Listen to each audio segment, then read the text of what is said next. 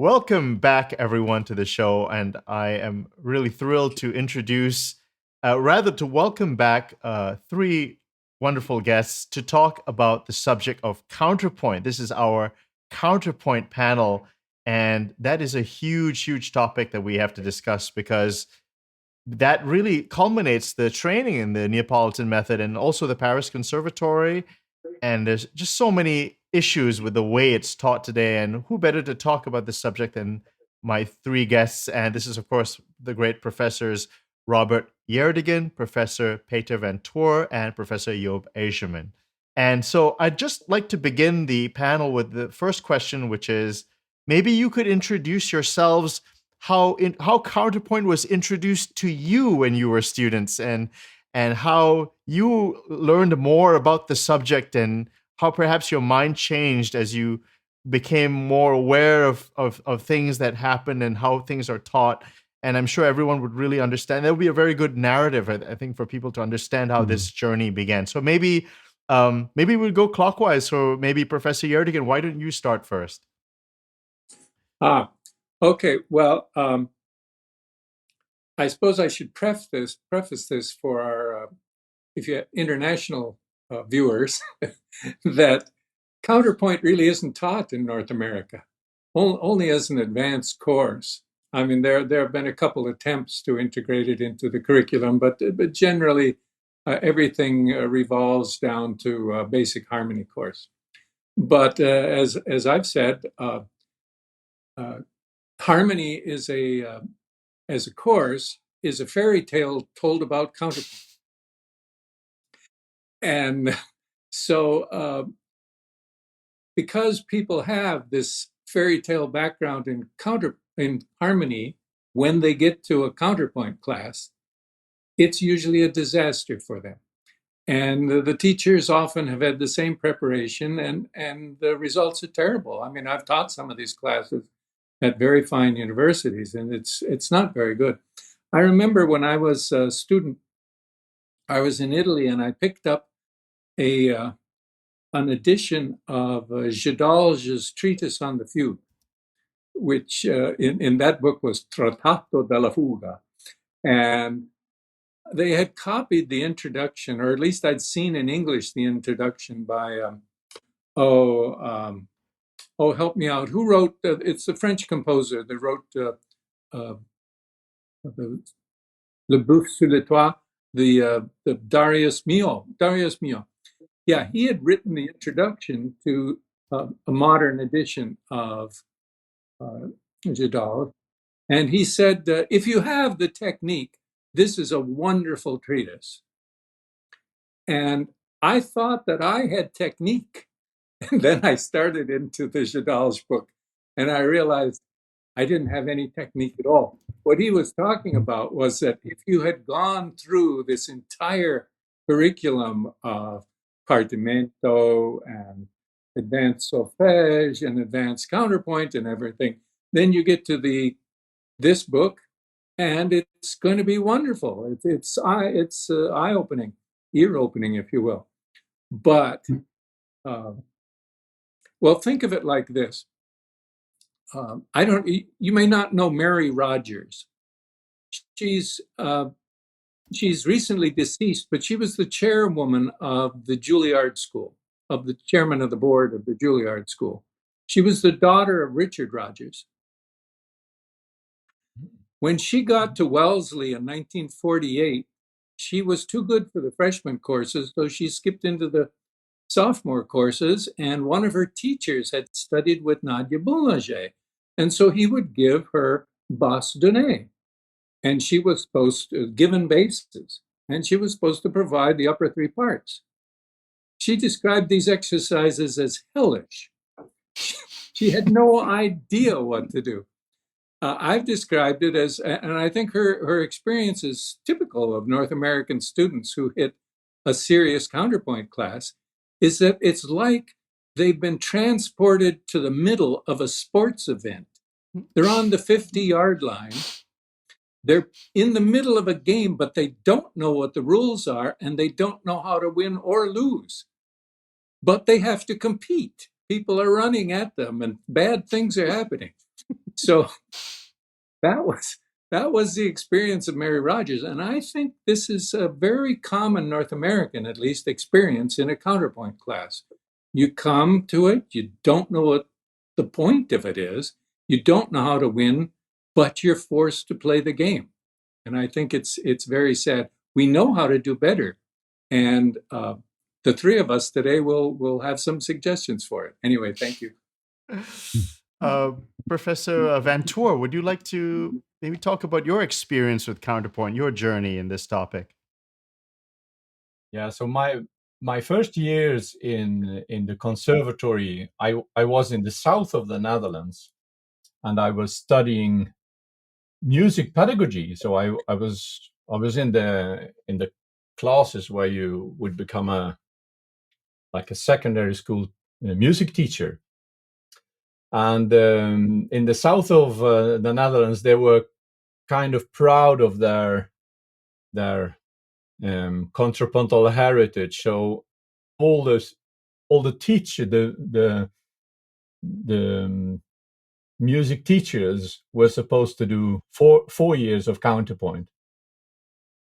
And I remember the first year was a disaster. I didn't know anything. I didn't understand anything what we were doing. It was a thick book of rules. We never sang a note. We never played a note, but we had to write a lot. And there was a lot of red pencil. And I must say that the teacher was very good. He was very knowledgeable in counterpoint, but I didn't understand what I was doing until I started singing in the conservatory choir. And there we started to sing like small chansons by Gombert and other old composers. And I started to understand, this is the music we are practicing in the counterpoint class.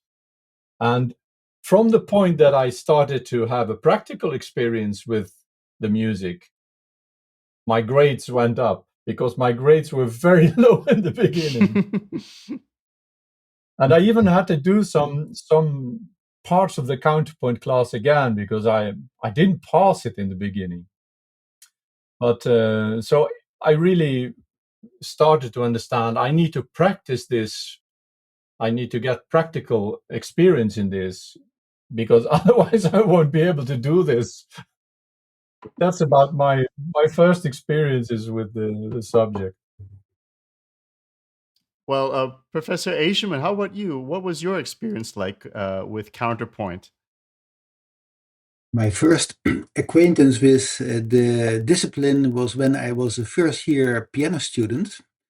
And to be honest, I've forgotten everything. So it's a black gap in my memory. I don't know anything but that we had a subject called counterpoint. When I finished my studies, I had to go into military service. And I knew from friends that you had to wait a lot of hours for everything, and it was very boring. So I was thinking, so I have to do something interesting for myself during that time. And I had the ambition to apply for a next study of music theory. So I thought, why don't I start to prepare myself for the application exam? So I started to read Knut Jeppesen in military service. And if you know the book, you know it's quite tough. And actually, indeed, there was a lot of time that I could spend to it. The only thing is there were only little chunks of 10 minutes, and then I had to do a little work, and then another 10 minutes, and then maybe 15 or 20 minutes when I was lucky. But that is not the way how you can go through a book like Jeppesen. But anyway, at the end of my service, I finished the book. I made all exercises behind my type machine. So there was of course, no piano in the room or so. And at the conservatory, accepted me as a student, maybe because I did the whole book of Jeppesen. Now, I did a nice theory study, and afterward I started to teach. And how are you starting to teach? It's the way how you learned it yourself. And for me, that was Jeppesen. So I started with my groups, 5 or 6 students, with the species counterpoint, and it was a disaster because, as I know from my earlier steps, none of my students knew the clue of why we were doing that. And usually I started with groups of 5 or 6 students, and at the end of the year I had only one. So I had to change things, and actually from that moment on, I tried to find ways to make it more lively and to make more musically interesting.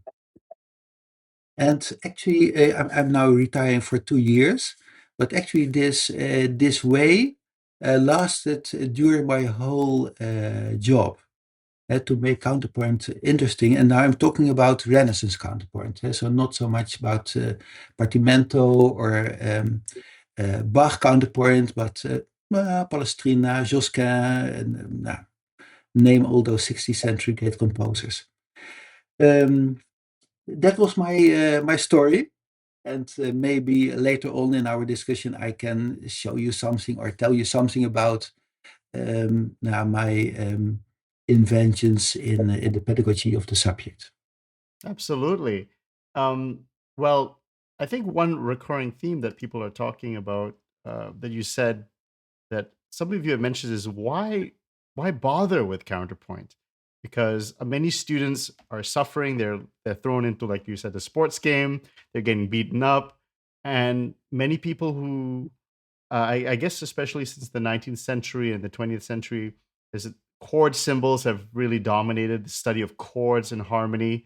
So I'd love for each one of you to maybe make a pitch for counterpoint in a way. Why are we learning counterpoint? What is the point of it?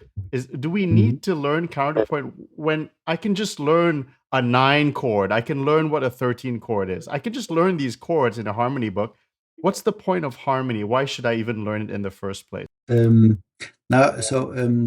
Just quoting Jeppesen, it's really a nice book. When you know what counterpoint is, then you have to read the book, not before, but after.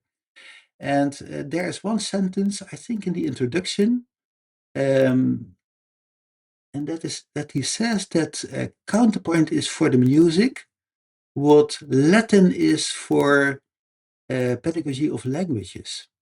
And I think that's a very beautiful remark, because counterpoint, Renaissance counterpoint, gives a basis for almost everything. And I can give you 2 examples. First is last year I had a private student, a composer, and quite a successful composer. He was writing string quartets for members of the Concertgebouw Orchestra and these highly rated musicians. And he came to me and said, I feel that I have a lack of technique in composing.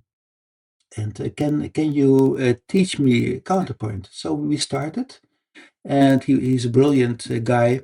And we worked 1 year, and after 1 year, he could flawlessly write a 5-part imitative counterpoint in a very nice style, really 16th century.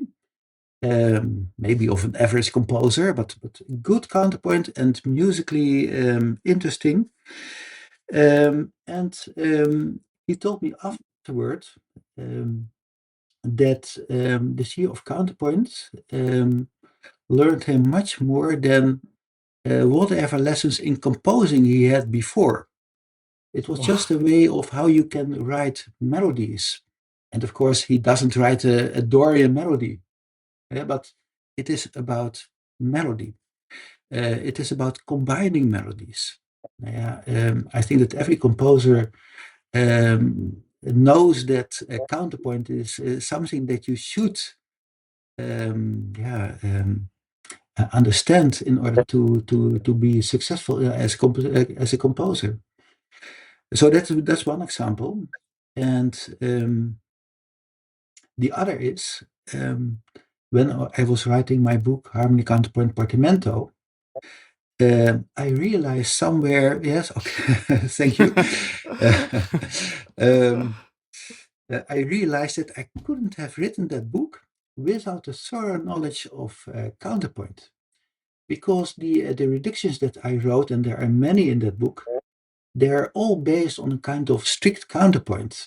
When you reduce the melodies of a Mozart or a Haydn or another 18th century composer or Bach, you just filter out all the ornamental tones, then you get some kind of melodies that are quite close to 16th century style.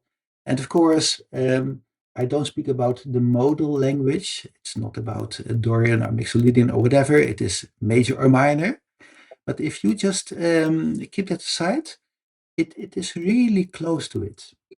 And the dissonance treatment, which is so very, very important in counterpoint, is as important as in Mozart and of course Bach, Beethoven. So that was a very nice awareness when I was writing this book here. I couldn't have done it without Renaissance counterpoint. Great. And Professor Gjerdingen, did you want to follow up with that? Well, I would say that I'm also a big fan of Knut Jeppesen. He was, I would call him the godfather of corpus analysis. He was one of the first great products of Guido Adler's modern vision of musicology in the late 19th century. He was very talented. I mean, Jeppesen was very talented. I think he was associated with Carl Nielsen, and he was a composer himself, an expert on Bruckner. But I think people don't realize today, I mean, should I put this? You know, Jeppesen's book was written 100 years ago. It came out of his dissertation. And so it has a romantic view of Palestrina, let's say, that would grate on some people today. But some of his discoveries are quite original. He discovered a correlation, a very strong correlation between melodic contour and metric position in Palestrina. You know, people had been listening to Palestrina for 300 years when he wrote his book, and nobody had ever noticed this before. He really was a great scholar. Anyway, about counterpoint, yes, I would say when I was young, people pretended that counterpoint was a kind of universal medicine for musical ignorance, and if you did this, it would help you in whatever you were interested in. I don't believe that if you want to know more about the music of Bad Bunny, that you need counterpoint. I think this is false. But if you want to know more about the music from Palestrina to Mahler, I think counterpoint is essential because that's what made the music. It's all counterpoint. You know, Nick, you mentioned a 9 chord. Well, you can find 9s in the figured bass all over in Bach. And this troubles students because they say, well, isn't a 9 a 2? And a 2 involves the lower voice moving down to an imperfect consonance. And in fact, from Job's Renaissance counterpoint, all proper dissonances resolve to imperfect consonances. That was one of the, central rules of Renaissance counterpoint. So why does a 9 resolve to an 8? And the answer is, it doesn't. The answer is that a 9 in 18th century figured bass indicates a 2-3 or 7-6 suspension between two upper voices. It's not in relation to the bass. So, for example, if you have a dominant chord in C major and you have a D as part of it, in the next chord, you'll have a tonic, let's say, and the 9, the D will resolve to C, not because it's reacting to the bass, but it's reacting to the E that's in another voice. And the E and the D form a proper suspension that resolves to E and C. So harmony gives you the wrong idea about the reality of instruments playing in ensembles in 18th century music. Whereas counterpoint, if you understand it, gives you a very good understanding. And you'll referred to the what was used to be called the difference between strict and free counterpoint. Well, most American students never get to free counterpoint, and so they never get to the really interesting stuff. Free counterpoint is the counterpoint of discontiguous objects in music. So in other words, in Palestrina, all the rules apply to the next note, right? I mean, that's what the rules of counterpoint are in early centuries. They're all about what to do about the next note. But in free counterpoint, the next note is calculated according to the meter. So if you have a melody that goes dee-dum, rest, rest, da-dum, rest, rest, there are contrapuntal connections between those discontiguous moments. And that's the beauty of free counterpoint. I mean, Bach writes free counterpoint. And very often, let's say if you find a big printer in one of the Bach Brandenburg concertos, they're sometimes separated by 24 notes. I mean, the central notes of that pattern are separated by 24 16th notes. That's very free counterpoint. Don't try this at home.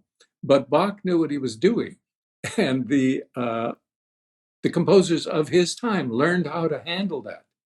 And that's a type of advanced counterpoint that's tremendously useful. In other words, how to control events that are separated by diminutions in time. It's really interesting. I mean, if you take away the, what I call it, the mystical part of Schenkerian analysis, they focused on this very strongly and very effectively, I thought.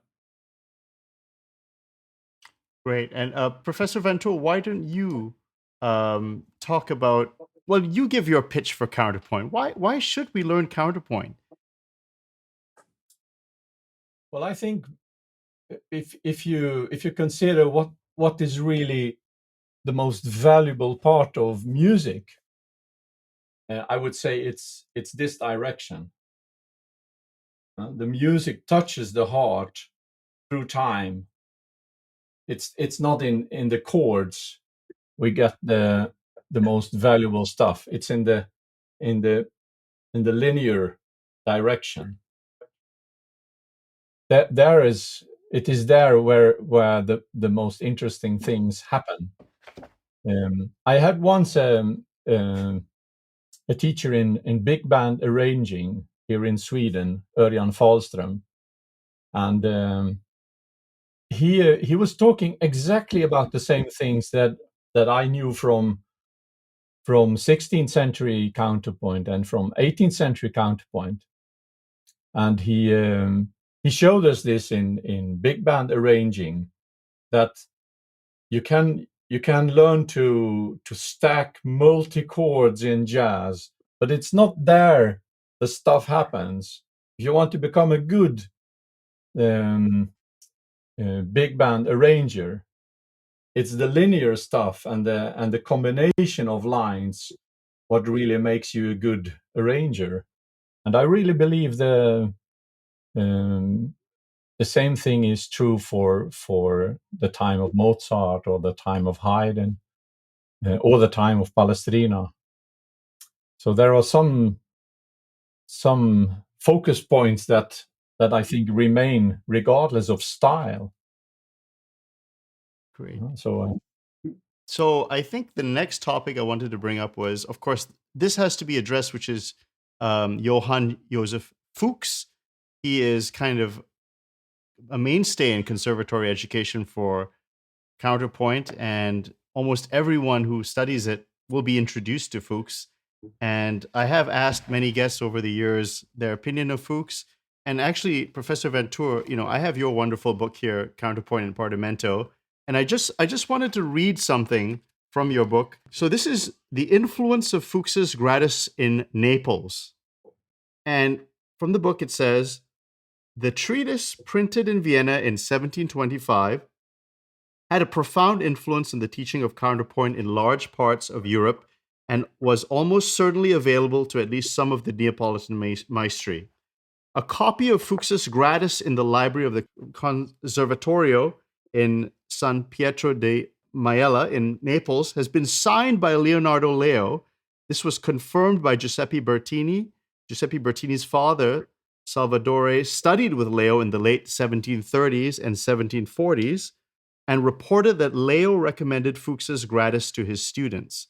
And of course, historically, I think we have Haydn and we have a lot of people who talk about Fuchs as well.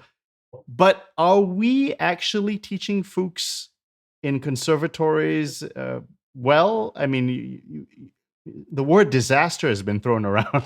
So I wanted to see if are we extracting good information from Fuchs? Is Fuchs is he being butchered in the way we're transmitting him? Is there? I've also heard that maybe Fuchs, some composers don't like Fuchs, or some teachers don't like Fuchs. Is there a place for Fuchs in modern counterpoint education? Maybe Professor Ventura, since I quoted your book, why don't you start first? Yeah, well, so Fuchs, the Fuchs tradition was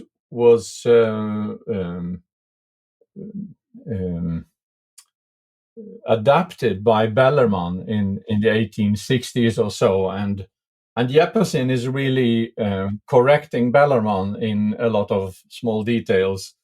So this is really the written tradition of Western European counterpoint.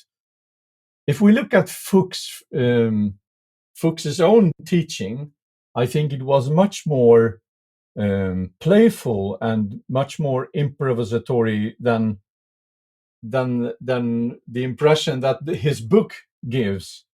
Quite recently, there has been found a collection of figured bass exercises by Fuchs, which really show that his influences were really Italian.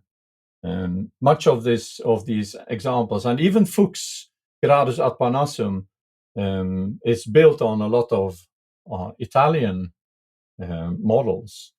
Although he never mentions them, he presents it as if it was all his own invention. But there is one American dissertation, I think by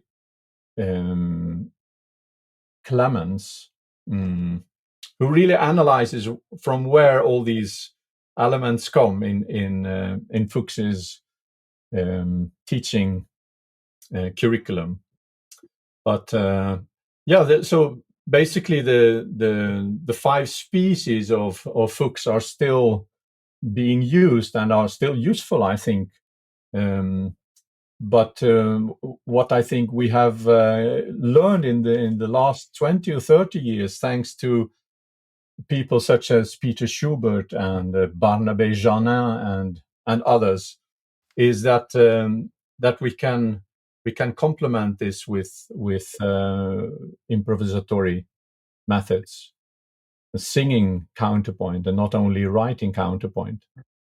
So there's nothing wrong with the species as such, but it's good if we experience the music, if we sing the music, if we play the music, because the learning will speed up quite a lot compared to only written exercises, I think.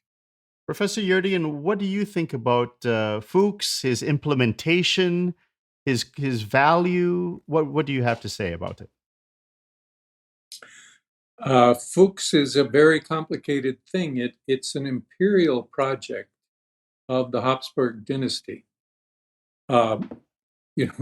no child in a Neapolitan conservatory ever owned a leather-bound folio-sized copy of Gradus ad Parnassus and read it in Latin. This was the Habsburg Empire, a Catholic empire, showing its mastery and control of the tradition of Catholic church music. Now, the fact that that's Italian only makes sense. I mean, that's where the Pope was. That's where the Vatican is. So it's a very complicated thing. It's over the top. And I think it always was over the top. When you look at 18th century collections of counterpoint studies, many discussed by Peter van Toor, you'll see that they may spend a page or two on things that resemble species counterpoint quite a bit, but then they go on to free counterpoint, and that's where all the time is spent. I think it's telling that Thomas Atwood came to Mozart after 2 years of study in Naples. He studied with Latilla and some other masters. So when he got to Mozart, if you look at the Mozart studies that Atwood did with Mozart, and I should emphasize for anybody who's ever seen this beautiful edition from the complete Mozart works. I mean, they did everything that could possibly be done. All the notes written down by Mozart are in red, whereas all of Atwood's notes are in black. And this has always reminded me of certain Protestant Bibles where all the words of Jesus are in red and all the other words are in black. But anyway, that beautiful edition is based on loose sheets that Atwood worked on with Mozart. So the ordering is editorial. We have no idea of the order in which Atwood actually studied with Mozart. But what I want to point out is that Mozart's figured bass lessons with Atwood start at a very high level and are extremely chromatic. Mozart's species counterpoint examples, and remember, Mozart is in the center of the Habsburg Empire. They resemble the Gradus, but they begin at the beginning.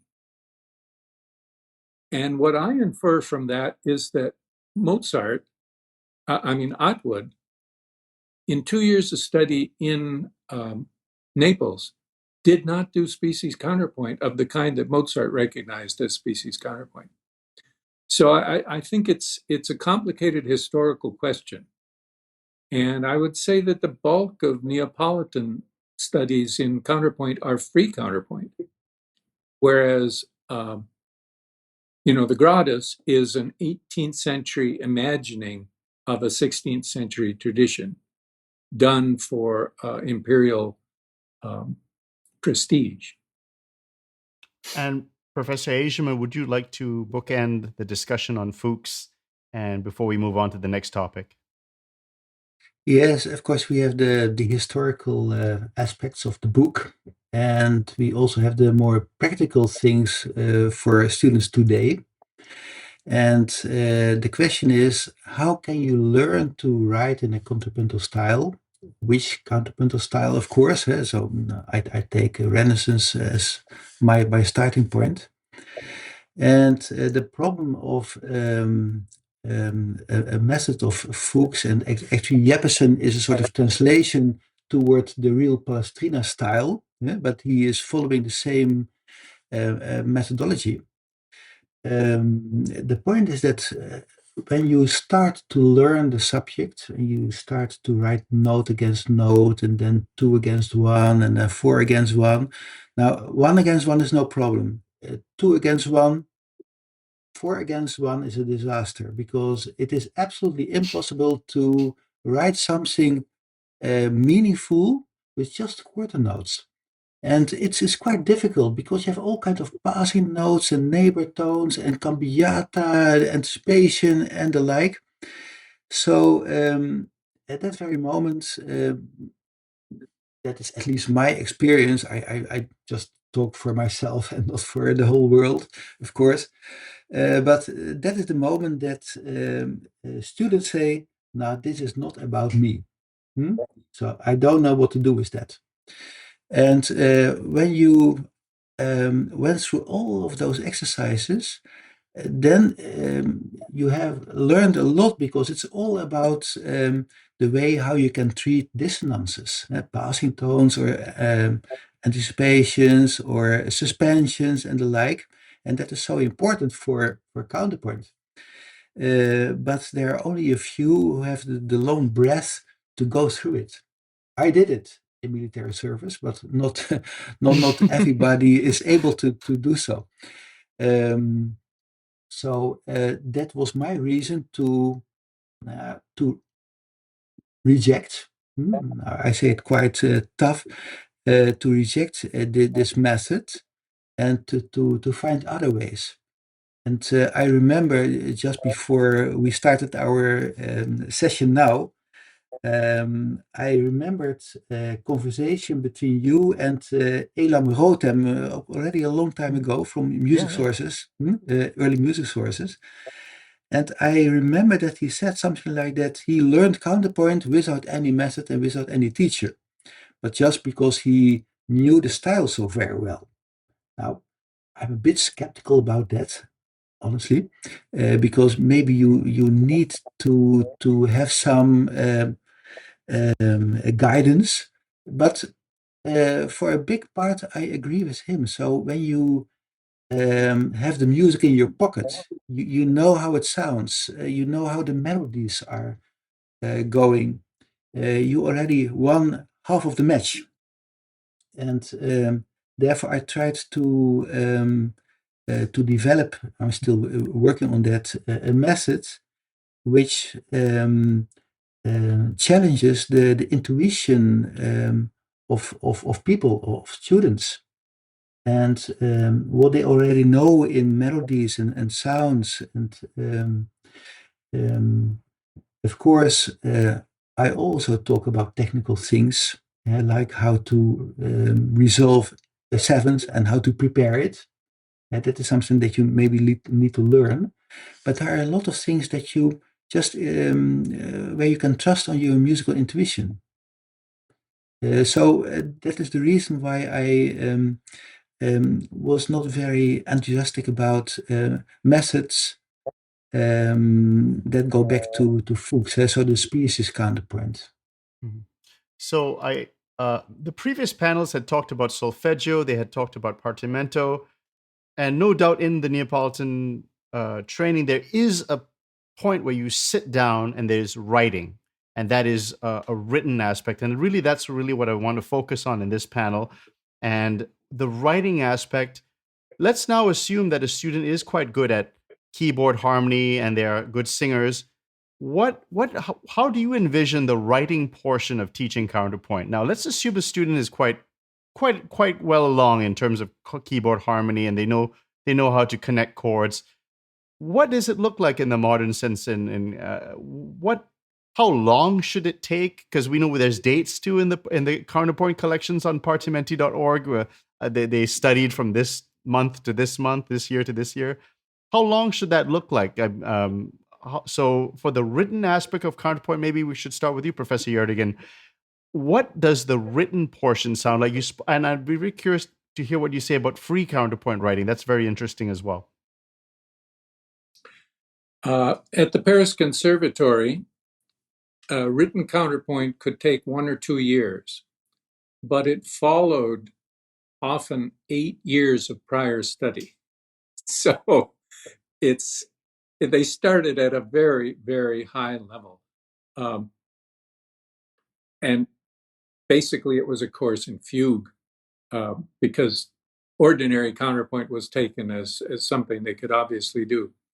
I think the missing piece, at least in North America, that prevents students from doing much of interest in a counterpoint class is that they don't understand the importance of collocations. Collocations are things that go together to the extent that they become a matter of habit.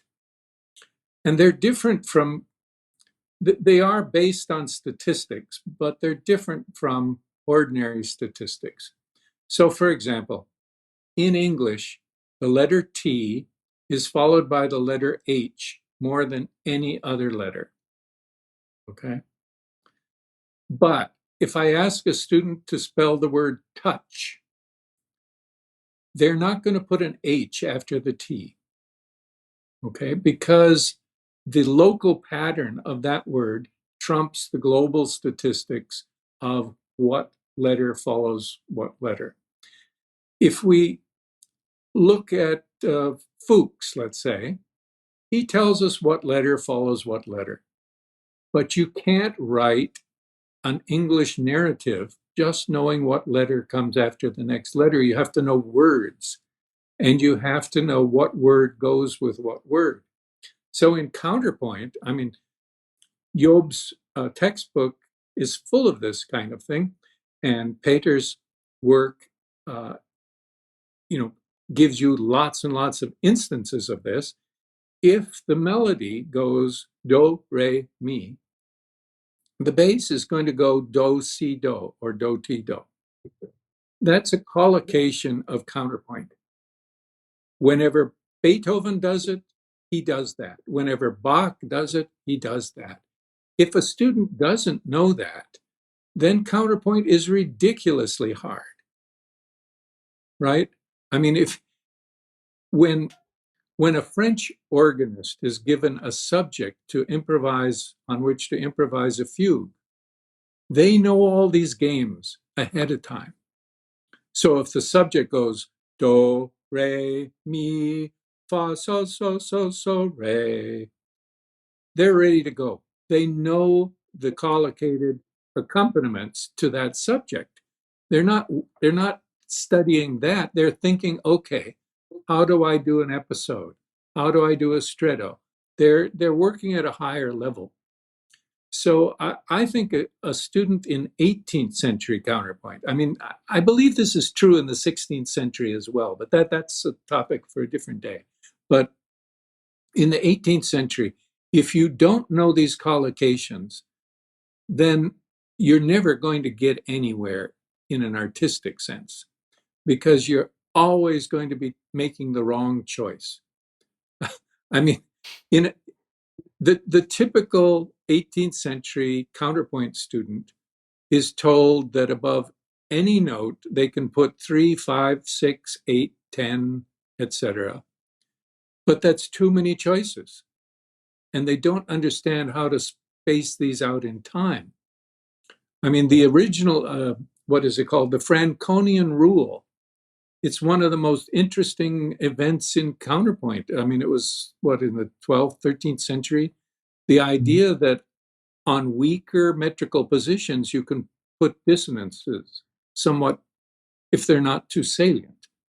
I mean, that was a fundamental realization of this temporal structure of counterpoint. Peter referred to that. So I think the missing piece in a student's ability to write free counterpoint in 18th, 19th century styles is a lack of understanding of the vocabulary that composers had. And those vocabulary items, even if you have a small set of them and not the complete set, they make it possible to do a lot. Now, in an American university, no matter what the subject, you can't do it for more than a year. Or you shouldn't do it for more than a year, as in the case of harmony.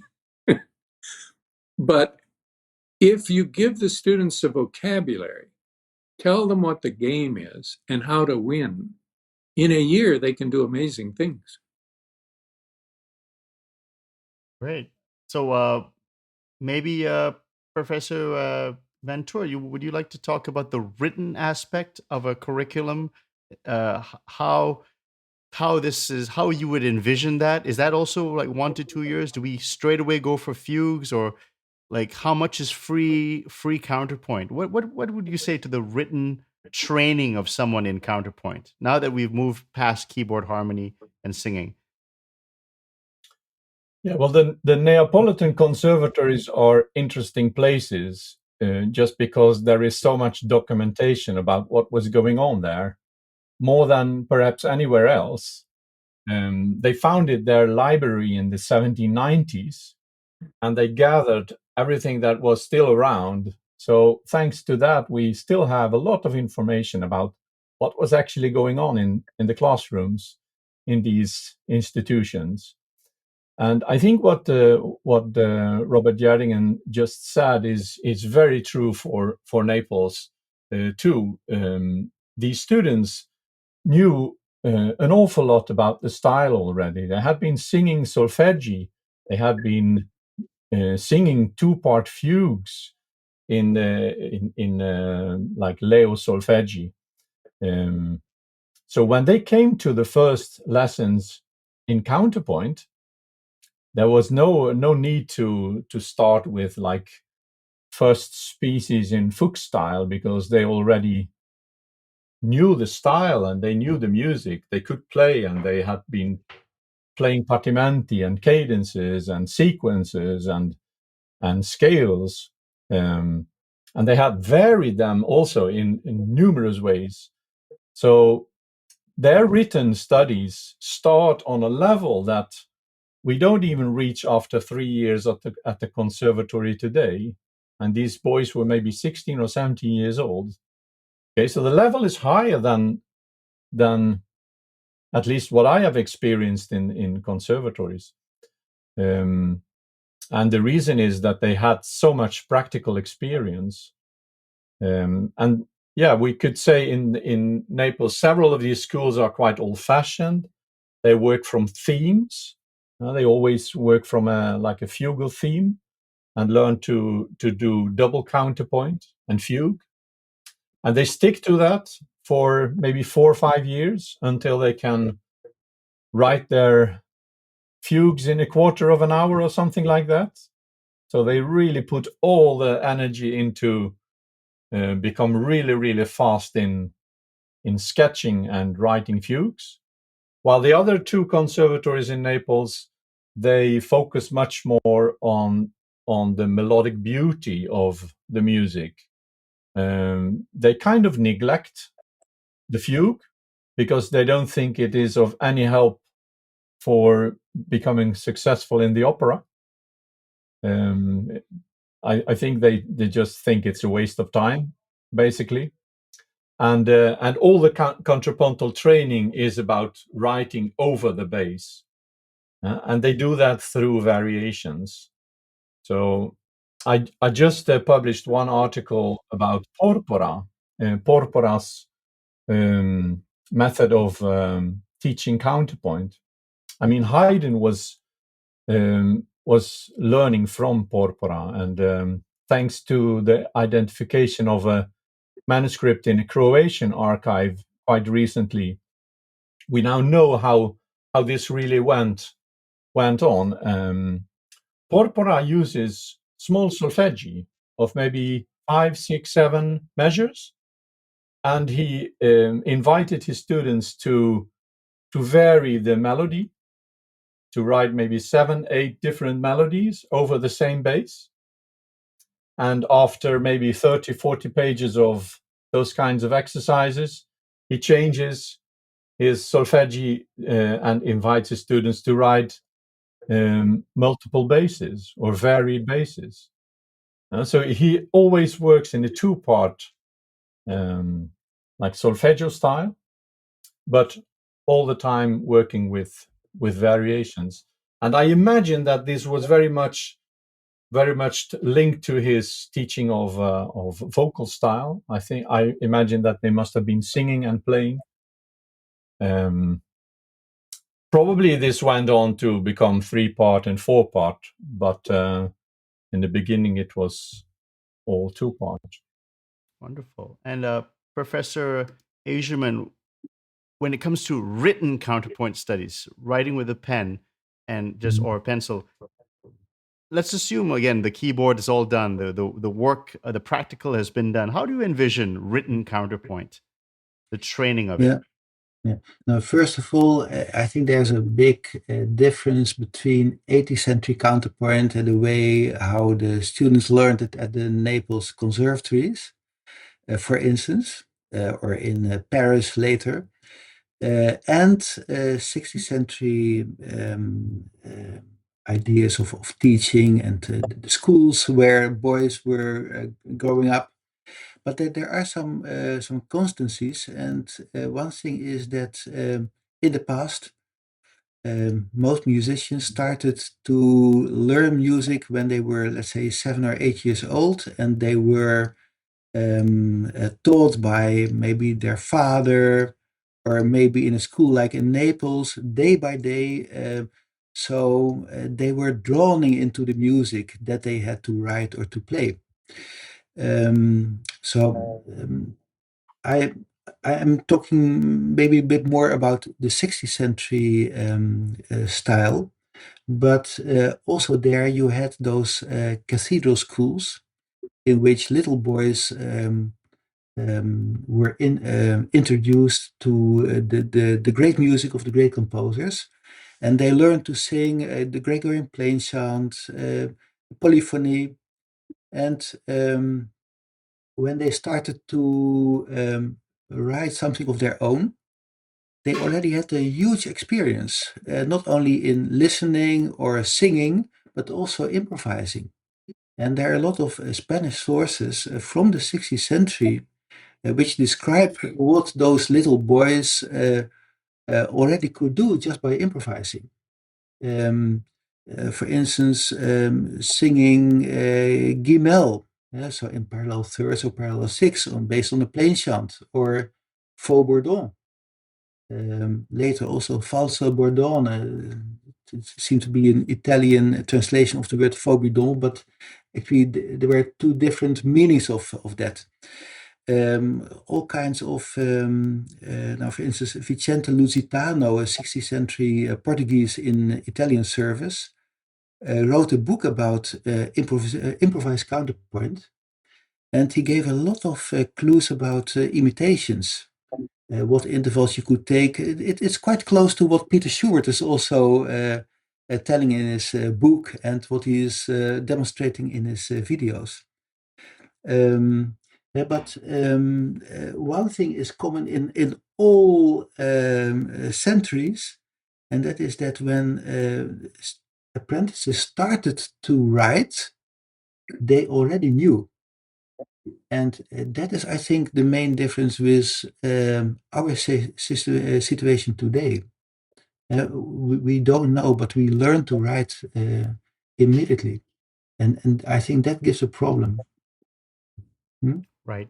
So I'm getting the sense that we are throwing kids in to paper and pencil where there's nothing in the ear, nothing in the there's no learned many years of training, and so there's really nothing to write down because there's no connection there. I wanted to just mention this man because he's almost synonymous with counterpoint. And in addition to Fuchs, there's this man, Johann Sebastian Bach. And just as a pedagogue, as an educator, Professor Gjerdingen, you had a very, I think, a very thought-provoking talk on Bach with regard to using people misusing his chorales or using the chorale form as a Partimento realization. Maybe you didn't recommend that. But now on a different topic, in terms of actual just written counterpoint studies, is someone like Bach useful pedagogically? Absolutely not. No, it's the worst thing you can do is to try and imitate Bach. Bach was working 2 levels above his 18th century compatriots, and they were masters. So if you were asking a student to imitate someone who is above everybody else from his own time, it's not going to end well. Diminutions at Bach's level are very hard to control. In other words, running 16th notes in multiple voices simultaneously. It's very difficult to control. There are ways of doing it, but the students don't know them, and generally the teachers don't know them. So it's just ridiculous to expect somebody to imitate Bach. There are so many better models in the 18th century, simpler, more amenable to emulation than Bach. Bach would be the last choice. Or put another way, if you want to run your students over a cliff, ask them to imitate Bach. Professor IJzerman, what do you think about Bach pedagogically? I think Bob is now a little bit provocative, but I understand what Bob means. Also, here the point is that so when you learn someone to write in a Baroque style counterpoint, starting with inventions, maybe not immediately with fugues, or maybe just with a little minuet for two voices, then I think, of course, you can take the examples of Bach, maybe without the pretension to make something equally nice or so, but you can, of course, learn from his style and his inventions. There are some difficult ones, but there are also some easier ones. For instance, the D minor, etc. I think that's quite easy to explain, and you can, of course, use your own figurations. My experience is that if you work with people who are a little bit known with the style, you can reach a certain level. And indeed, it depends on how close someone is with Bach's music. For instance, harpsichord players are, in general, much better in Bach counterpoint than piano players. That is because they play Bach all day, already for many years. And so I think, I understand Bob's statement. It depends a little bit. And Professor Ventura, what do you think? Yeah, well, I agree with Bob. I in my own experience, my results in teaching have improved considerably when I started to use the examples that I found in Italian 18th century sources. And I think the reason is not that it comes from Italy necessarily, but more that the elements are very small and it is learned by ear and through variation. I think that's the essence of it. And so you learn by imitating small cadences in 3-part style with lots of variations. So you learn the language by imitating small phrases. It's a little bit like Duolingo, I imagine. After having done Durante small elements in the beginning, I turned to Stanislaw Mattei, small pieces that you can memorize. So they should be so small that you can memorize them. And by that you learn to make one phrase, no modulations, no difficult things, but just imitating and varying. And I think it's a more effective way. I don't think it's wrong to use Bach, especially. I mean, I find Bach fantastic to play on recordings to get inspiration. I mean, the music is beautiful, and you can inspire students with the music. But as a model, I think it's difficult. So yeah, go ahead. Well, I agree. I was trying to find models for some very large patterns in the Brandenburg concertos, and thinking about people that Bach had studied. And one of the best models I came up with was Buxtehude. Now, this won't surprise any Bach scholars, but Buxtehude was born in the early 1650s. And so, in a real sense, when we're talking about the kind of Bach that people, the default kind of Bach, Fortspinnung and all this kind of stuff, it's really the style of the very late 17th century. It's not actually representative of 18th century music, in spite of the fact that it's fabulous. Okay. Santini was a collector of music manuscripts in Naples. He preserved a lot of important 16th century music, but he also had a large collection of Partimenti and whatever. And he had a correspondence with Zelter, who was Mendelssohn's early teacher. Zelter was associated with the Berlin choral groups. And they exchanged manuscripts, and Zelter tried to think of something that they wouldn't have that was important and characteristic of mid-18th century music in German-speaking lands, and he didn't choose Bach. He chose Graun's Der Tod Jesu. That was a tremendously popular piece in the 18th century. It doesn't sound at all like Bach. I mean, Graun outranked CPE Bach at the Berlin court. He was an important musician, but it doesn't sound like Bach. And so, we do have this odd, long-standing tradition in teaching counterpoint that 16th century counterpoint is late Palestrina, which is almost early 17th century, and that 18th century counterpoint is Bach, which is late 17th century.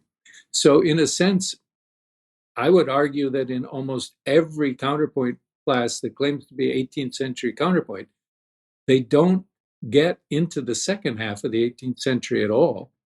And in most Renaissance classes, if they do Josquin, that's great, but they tend to leave out the first half and focus on Roman counterpoint from the second half of the century. But these are, historically speaking, somewhat idiosyncratic choices. Palestrina is most important for the 17th century. I have another question, which is, someone is going to ask, okay, there's 16th century counterpoint, there's 18th century counterpoint. Do I really need to invest so much time into this? Because as you said, Professor Van Toor, you said even in Naples, they didn't really go into fugues because they were trying to be hit opera composers. So does everyone need to write a fugue? I mean, is that absolutely necessary for my musical education? What would you say to that? We talked about the importance of counterpoint, but now let's talk about the importance of the fugue. Do we need to all learn how to write fugues? And who would like to start with this question? Maybe I can throw it to someone. I'll throw it to you, Professor Gjerdingen. No. It's a short answer. No, seriously, at the Paris Conservatory, courses were not always what a North American student would think they were. So in other words, harmony at the keyboard was not learning to play the keyboard, it was learning to harmonize. In many cases, those courses were called the courses in Partimento, even in Paris, but it was a course in harmony. So that when you got to the course in harmony, the course in harmony was really written harmony, was a course in counterpoint, in general counterpoint. And you had to have flawless counterpoint to pass the course in harmony. So then when you passed the course in harmony, you were qualified to take the course in counterpoint, but you already knew counterpoint. So counterpoint was fugue. And the only reason you did that was that it took counterpoint to a higher level to be able to handle all the permutations and variations to which you would subject a subject and its countersubject.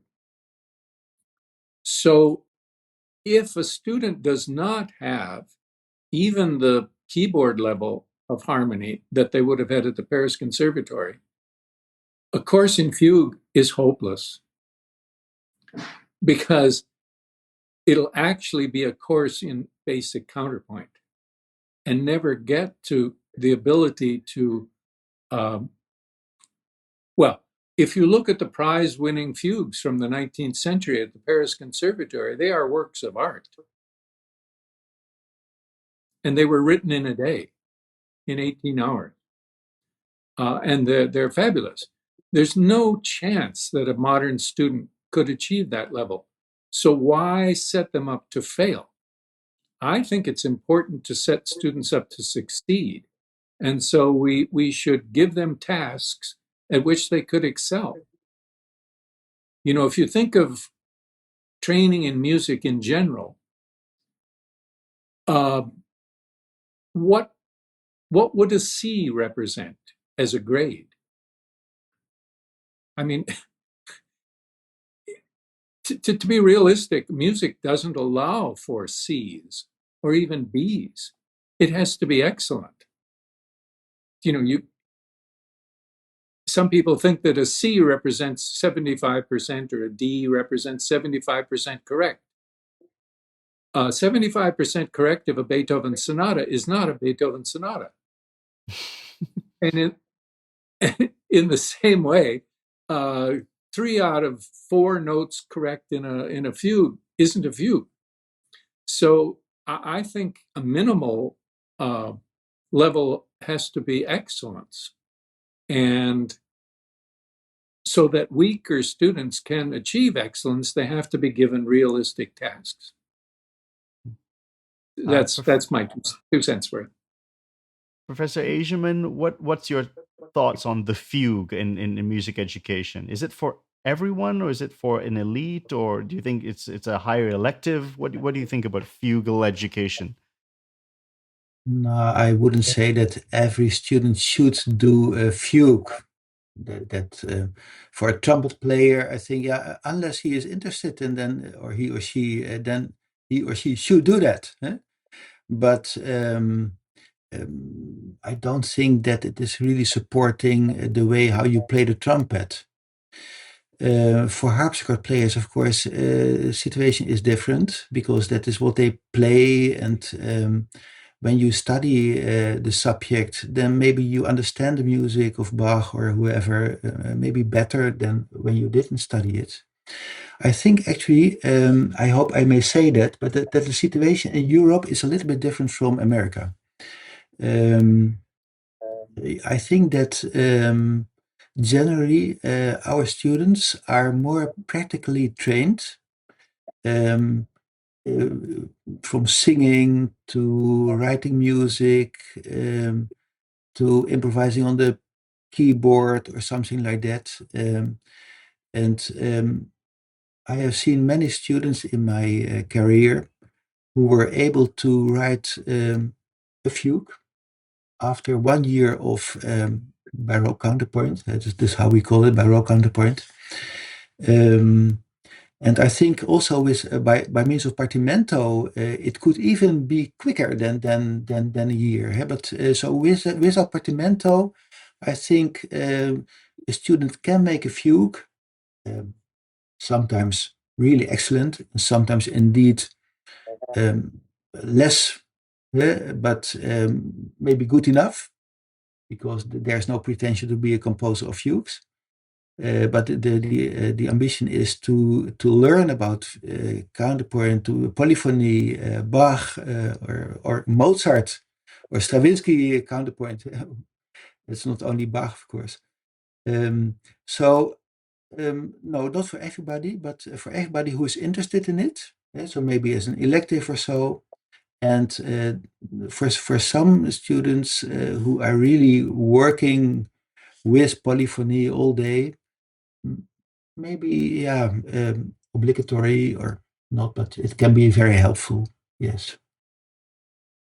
Professor Van Toor, what do you say about fugal education in music education? Well, you've heard your two colleagues. What do you think? Yeah, well, I think when we talk about should we do fugue, we often tend to think about the Wohltemperiertes Klavier as a kind of goal, ending up with writing 4-part fugues. But if we just look at what 18th century students did, they often did 2-part fugue, and if we forget about the Wohltemperiertes Klavier and if we think about some beautiful 2-part fugal solfeggi by Leo, for example, I mean, you can do that with almost any student just to get into what a fugue is, how it works. The models are really, really beautiful. They are not worse music than the Wohltemperiertes Klavier, I would argue. Very good composer, and it takes a lot less time. You won't burden your students by singing and using a 2-part solfeggio as a model for a fugue. Do a little project about one fugue, and you will already know quite a lot about a fugue without feeling that burden of the Wohltemperiertes Klavier upon your shoulders. I'm glad, Professor IJzerman, you mentioned Stravinsky, because there was a very interesting quote, I think, in an interview he had with, I think his name was Robert Kraft, and he said his studies of harmony were very dull, but he really enjoyed counterpoint. He said counterpoint very much. And I think a lot of students are intrigued by that. It's, wait a second, counterpoint can be, for someone as modern as Igor Stravinsky, it can be cool, it can be fun, it can lead to new horizons. And so my final question for the panel is the future of counterpoint in terms of sound, in terms of new sounds and innovation and being an artist and teaching our students to be individualistic. And where can counterpoint bring us? It clearly can make beautiful music in the 16th, the 17th, the 18th century, even the 19th century. But what are the doors that counterpoint can open for people who are looking for new things? And maybe I want to start with you, Professor IJzerman, because you mentioned Stravinsky. Yeah, okay. What can it bring us? I think Peter already said that the horizontal aspect of music is so important because that is something that we experience and that we appreciate. And of course, also the sounds and the harmonies. But I think in the first place, it is the line. That was a gesture. And that is actually the basic subject of counterpoint. It's about horizontality. It's about melody. And just to come back on my issue of Renaissance counterpoint, I just went through some books before our discussion today. And what struck me is that almost all counterpoint books start with counterpoint for 2 voices, but they don't start with melody. What is a melody? How do you make a melody? How do you improvise a melody? And I think that is very essential for counterpoint, that you learn to sing, to make, to improvise melodies, and even better, to combine 2 melodies which fit together. I think that's the essence of the subject. I think that is something wonderful. Great. And Professor Van Toor, what about you? The future of counterpoint in the terms of for students who are intrigued by someone like Stravinsky saying something like that. And I think there was Philip Glass who also mentioned that he studied counterpoint for a couple of years very intensively. You see this in many 20th century composers as well.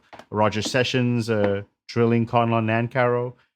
So what about counterpoint for you in terms of new horizons for students? Yeah, I remember a little anecdote that was told by one of the great Swedish composers, Arne Mellnäs. Arne Mellnäs, he was president of IJzerman for many years, and he was involved in many international conferences with composers. And he told this little story that once at a big conference with composers in the United States, they posed the question to John Cage, so what should we do with counterpoint? And everybody had different answers to it. So they brought the microphone to John Cage and they let him answer, and he said, just do it. And I think that's a very good answer. Just do it. I think that's true for modern music as well. I mean, he was really one of a kind to cross the boundaries of modernism. And I think modern music also needs horizontality and the focus on lines. Professor Gjerdingen, I know you let slip that you were a big fan of Rachmaninoff, and so what about counterpoint? How can it lead young composers into new directions? Well, they should be as lucky as Rachmaninoff. He used to go over to Nayef's house every Sunday, and Taneyev had he called her his nurse, but I think it was a housekeeper. His housekeeper would make Russian cabbage pie for for Rachmaninoff and Scriabin, and they would sit in his kitchen eating Russian cabbage pie and doing counterpoint exercises. Taneyev was a great counterpoint master and wrote about invertible counterpoint at some length. Anyway, I love counterpoint. I think if you love classical music in the European tradition, you're going to want as much counterpoint as you can get, because that is the tradition. Counterpoint is one of the very few words that musicians use that's actually unique to music. It's about music. Harmony is not a music word. Okay. Allegro is not a music word. The most words we use in music are adapted to music purposes from the larger world, because we recognize a certain similarity, like scale, scala. It's a ladder or a series of steps, but it's not an intrinsically musical word. Counterpoint is. It comes out of counterpoint. And the ability to hear how multiple actors interact in time is huge for a musician. It's the essence of ensemble playing. And look, I mentioned Bad Bunny, who's had a lot of success lately as a popular musician. Whoever makes his records, whoever produces them, has to have a kind of innate ability in sonic counterpoint, right? All these things are happening at the same time. Peter Van Toor talked about big band arranging. Well, music production today creates a kind of counterpoint, as does film scoring. Now, it's not the same kind of counterpoint that Josquin used, but I think the principles transfer. And if you will, much of what's interesting in the study of music cognition relates to counterpoint. What can we attend to? What creates salience? How do you create a background?